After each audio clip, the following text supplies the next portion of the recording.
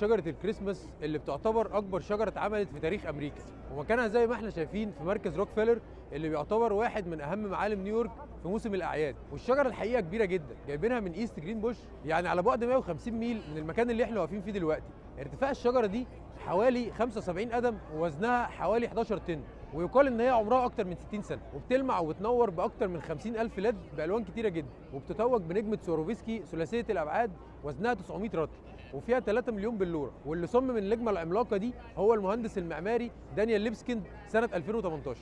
وطبعا التقليد ده مستمر من حوالي قرن تقريبا، بالظبط من سنه 1933 اللي حصل فيها اول احتفال رسمي براس السنه بوجود شجره الكريسماس. والسنه دي الاحتفالات بدات من يوم 3 ديسمبر 2025، والشجره شغاله دلوقتي وهتفضل شغاله باضاءتها طول الايام من الساعه 5 الصبح لحد منتصف الليل. وفي ليله راس السنه هتشتغل لمده 24 ساعه كامله كدليل على روعه الحدث اللي الملايين بيستنوه وبيجوا هنا عشان يحضروه كل سنه.